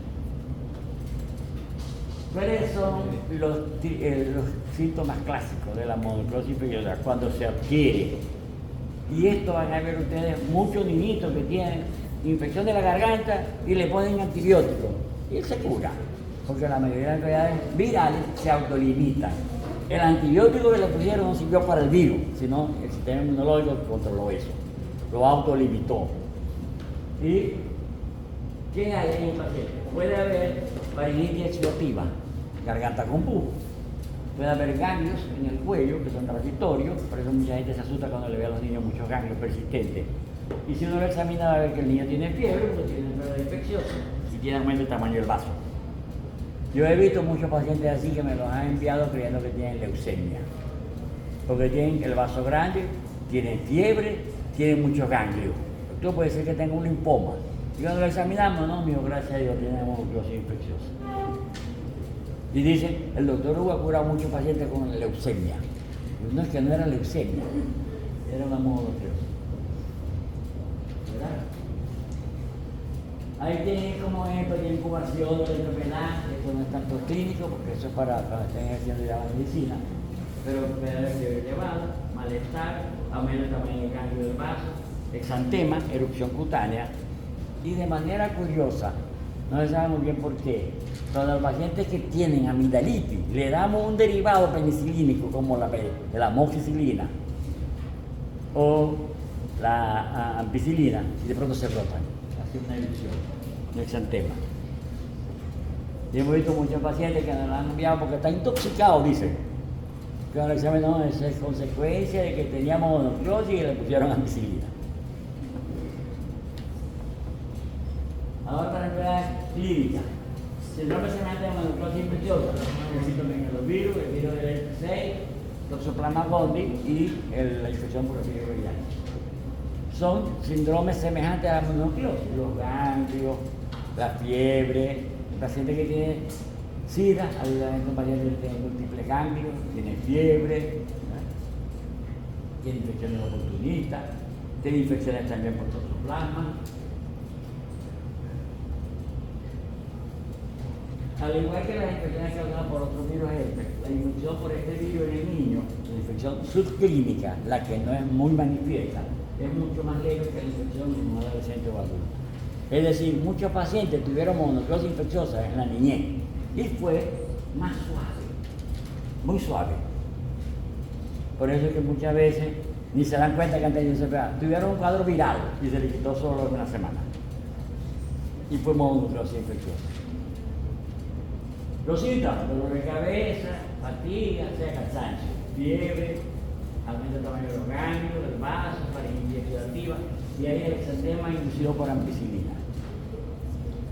Es muy importante el recuento completo para ver que hay linfocitos atípicos, la célula de Downey, linfocitos T, que son linfocitos atípicos, que hay anticuerpos heterófilos, se llama la prueba de Paul-Bunde. Una prueba que la hacíamos nosotros hace 50 años cuando teníamos método de diagnóstico para ella. Sacábamos sangre al paciente, cogíamos glóbulos rojos de carnero, los lavábamos a los glóbulos rojos y ahora lo poníamos en una minita y le echábamos suero del paciente y de pronto se aglutinaban los glóbulos. Esa es la aglutinación de los anticuerpos que tiene la sangre del enfermo y que aglutina glóbulos rojos de carnero. Y como no son anticuerpos que aglutinan al antígeno que induce a su formación, se llaman heterófilos, que son de otra especie. En este caso de carnero. Ahí tienen ustedes el patrón típico de formación de los antígenos, de anticuerpos frente a los antígenos del virus, también lo vamos a pasar. Y ahí tienen, eso tomarle fotos si quieren, porque eso es en qué etapa se desarrollan los anticuerpos y cómo se puede hacer el diagnóstico. De si es actual, si fue pasado, etc.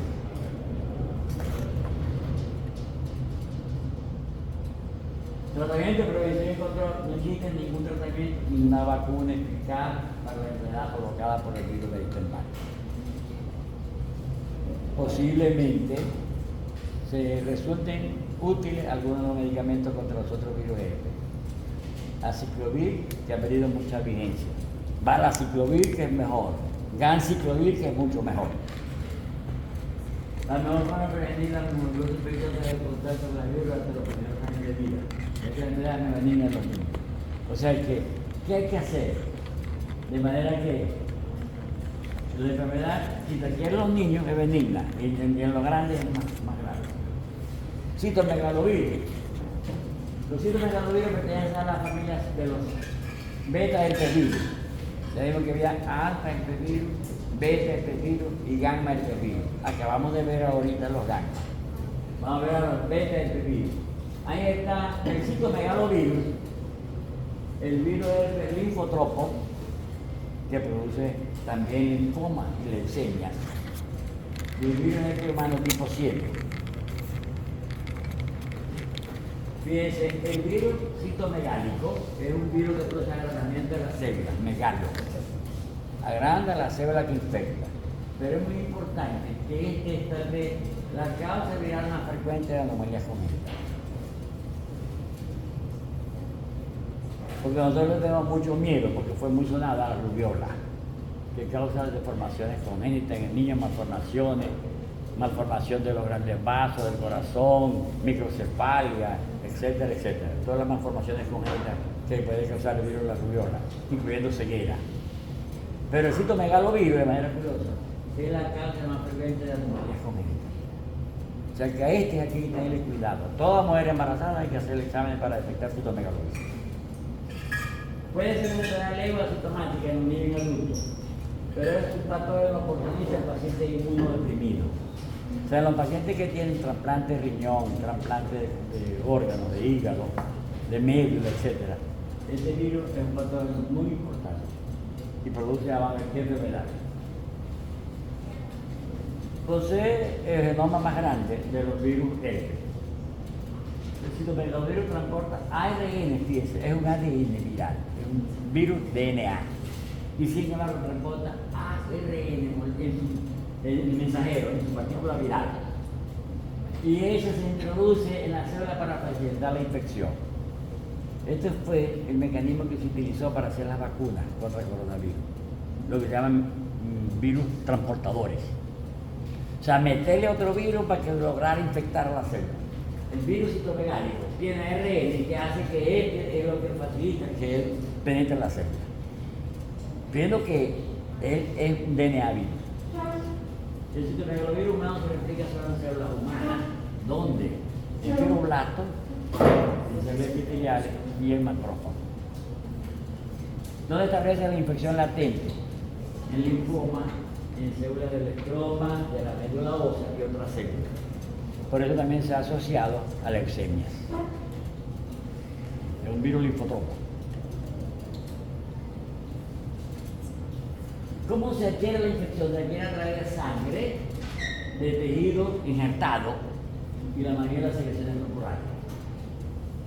Por ejemplo, trasplante de riñón. Si el donante del riñón tiene citomegalovirus, el que recibe ese riñón va a tener citomegalovirus. El trasplante de pulmón, etc. Y también por la mayoría de las secreciones corporales, por contacto sexual, se transmite el virus citomegalovirus. Por contacto sexual. Y con el contacto sexual, por una relación no permitida, no prohibida, se llama enfermedad venérea.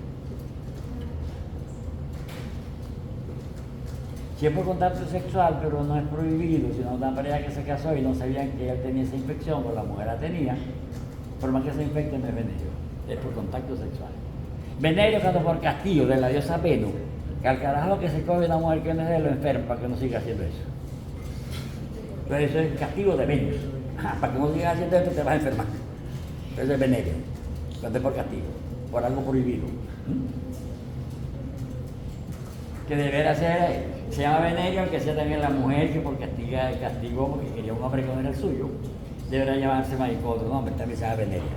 Deberá ser enfermedad de Zeus, o de otro dios de la mitología griega, ¿verdad? El citomegalovirus provoca una infección productiva de células epiteliales. Células epiteliales. El citomegalovirus establece la tesis de los linfocitos T en los macrófagos y en otras células. La inmunidad mediada por células, fíjense, es necesaria para la curación a la vez contribuye a los síntomas. Para todas las enfermedades es necesaria la inmunidad mediada por células. Es mucho más activa que la inmunidad humoral. Ustedes ven, por ejemplo, niños desnutridos, que antes lo veíamos con los aborígenes, con los guajiritos. Decimos ese guajirito está enfermito y se enferma mucho de neumonía, de sarampión, de lechina. Y creíamos que era porque estaba con inmunodeficiencia. Le medían la inmunidad humoral y estaba normal. Lo que estaba fallo era la inmunidad celular, porque la inmunidad celular tiene que ver mucho con la ingesta de proteínas. La que estaba falla era la celular. La inmunidad mediada por células es necesaria para la curación, a la vez contribuye a los síntomas, porque ya vamos a ver qué es lo que hace. Los linfocitos T, que son los que van a colaborar para que nos curemos, también son responsables de que se produzcan unas sustancias que pueden ser las responsables de los síntomas. El papel de los anticuerpos es limitado. Por eso por lo que hoy día no se usa mucho las gamma-globulinas, porque las gamma-globulinas no son las partes interesantes de la respuesta inmune, sino de la celular. Y las gamma-globulinas son la parte interesante de la respuesta inmune humoral. La inmunidad humoral la medida por líquido y la celular la medida por células T y B. La supresión de la inmunidad mediada por células permite la recurrencia de un cuadro grave. Si le suprimimos esa inmunidad, entonces ahora el problema es que el virus va a aprovechar, tiene menos quien lo limite. El citomegalovirus generalmente provoca una infección subclínica, o sea que mucha gente que se infectó tuvo una cosita suave y no sabe. Y también nos ha pasado a nosotros mucho. Muchos de nosotros podemos tener o pudimos haber tenido infección por citomegalovirus, no lo supimos, no lo sabemos y nos hacemos los exámenes y tenemos anticuerpos. ¿Por qué tenemos anticuerpos? Porque nos infectamos por ese virus. El citomegalovirus es un parásito de una eficacia que establece con facilidad infección persistente y latente en lugar de una infección lítica amplia, o sea que no lisa. En lugar de una infección que lisa las células que infectan, no, una infección latente. Fíjense, establece con facilidad una enorme eficacia en infecciones persistentes, mientras que la latente, ¿verdad? En lugar de una infección que sea lítica, que rompa. Y el virus se reactiva como consecuencia de un estado de inmunosupresión. El recién nacido puede adquirir el virus por transmisión transplacentaria. Esto es lo que se llama transmisión vertical. Madre-hijo, se llama transmisión vertical o transplacentaria. También decimos transmisión vertical, por ejemplo, madre-hijo de una zancuda a sus hijos. ¿Sí? Transmiten algunos virus. Por ejemplo, los virus de la fiebre amarilla se transmiten de un tipo especial de Aedes a su descendencia. La hembrita enferma le transmite el virus de la fiebre amarilla a los hijos que ella tiene. Eso se llama transmisión vertical. Entonces, también transplacentaria. Infección intrauterina, o sea que la adquirió durante el parto o durante el embarazo, o al pasar por el canal del cuello, cuando el cuello se dilata. Secreciones del cervix uterino, secreciones cervicales. Cervix uterino, no cuello. Porque el cuello uterino también se llama cuello. Cervix uterino o cuello uterino, este es el cuello cervical. ¿Verdad? Nuca. Por eso que mejor le llamamos nuca, en medicina se llama nuca.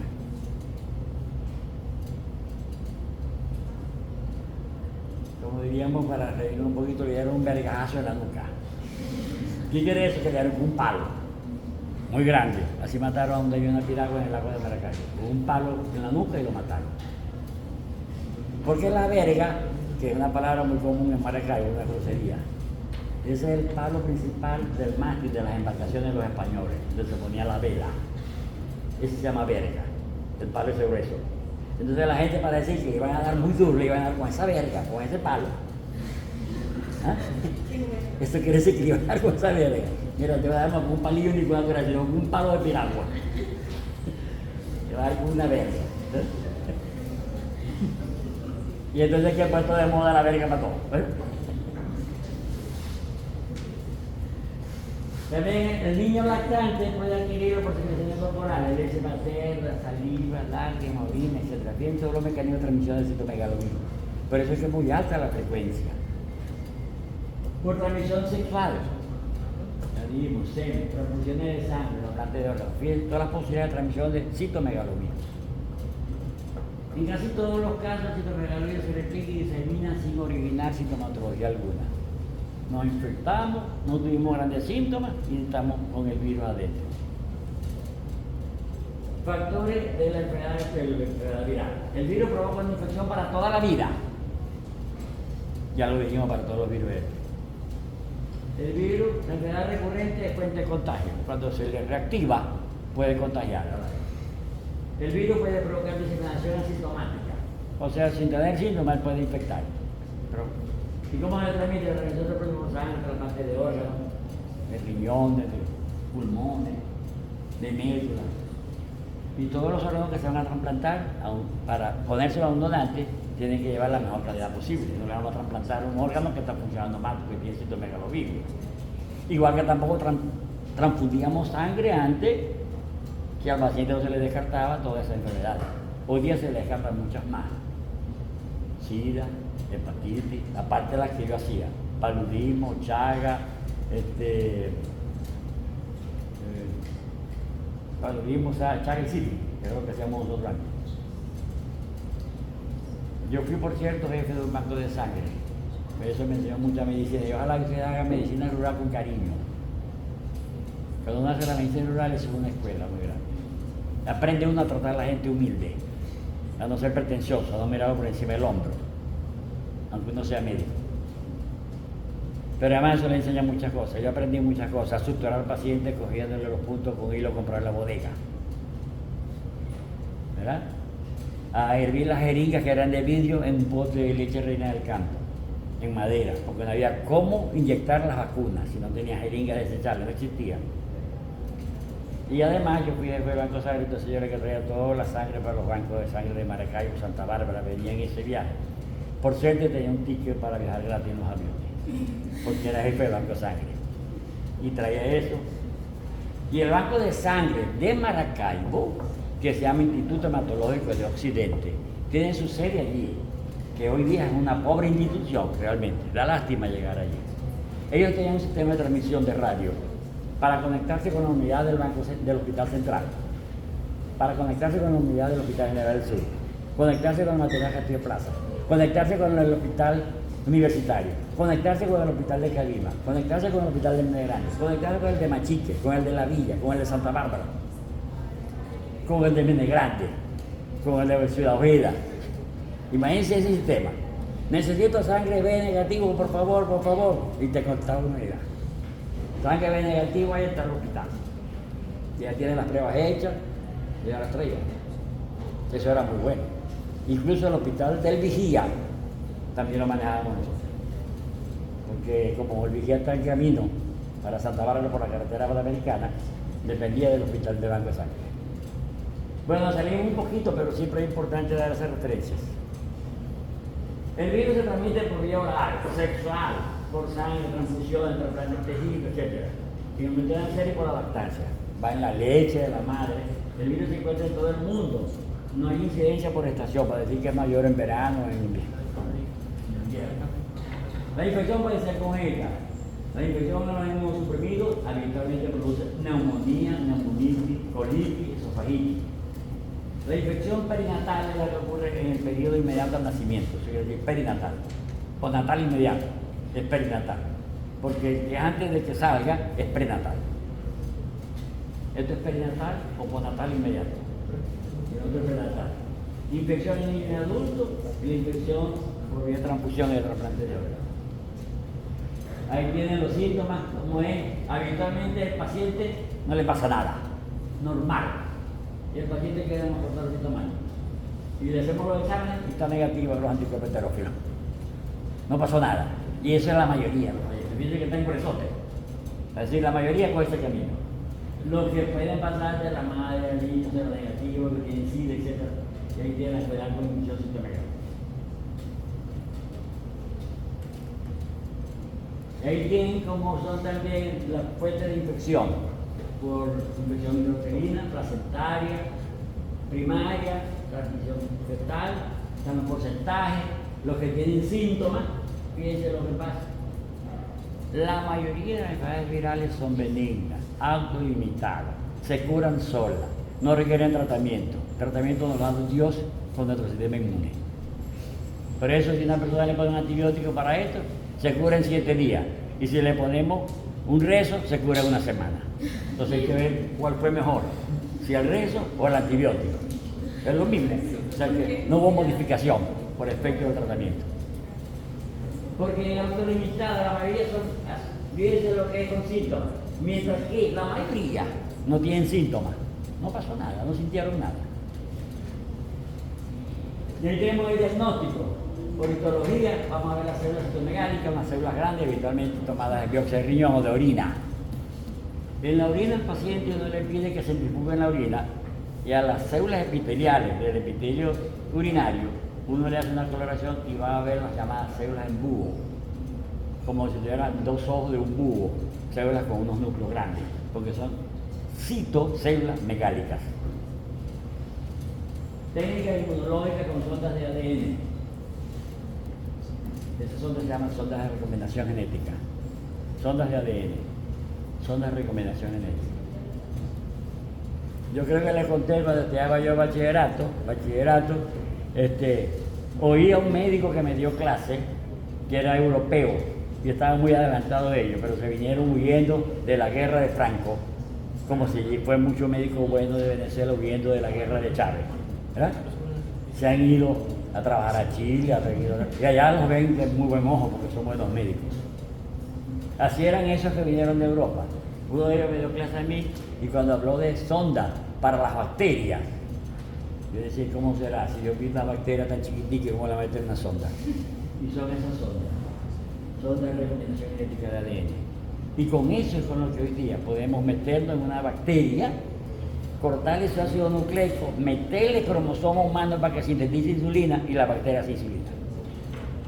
Qué cosa tan buena, ¿verdad? ¿Se hace físicamente o químicamente? O sea, La incorporación, la insulina. El corte y el... El corte y la colocación, pues el ensamble. Vean así. Lo cortan, lo abren. O sea, se hace físicamente. O sea, Físicamente. Abren el ácido nucleico, ese cordón que dijimos que está súper enrollado, lo meten allí, se vuelve a pegar y entonces ahora él va a elaborar su sustancia para la célula. Pero también va a elaborar sustancias con ese código, insulina. Y la insulina se recoge y el insulino humano. ¿Ah? Y así hacemos interferón también. Hacemos muchas cosas. Serología, la seroconversión del receptor excelente es una infusión primaria por título de serología. Seroconversión, quiere decir, si un paciente tenía la prueba negativa, y ahora se convirtió, no evangélico, ¿verdad? No, está salvo porque se convirtió y ha matado 2 o 3. Ya yo me convertí, dice. ¿Verdad? Entonces la seroconversión, el que era negativo y ahora sale positivo, es un receptor excelente de infección primaria. Ese que no tenía anticuerpos y ahora tiene, es porque acaba de infectar. Bueno, y nos quedamos. Muchas gracias. Vamos a quedarnos allá porque está cansada la garganta y las nalgas de ustedes también.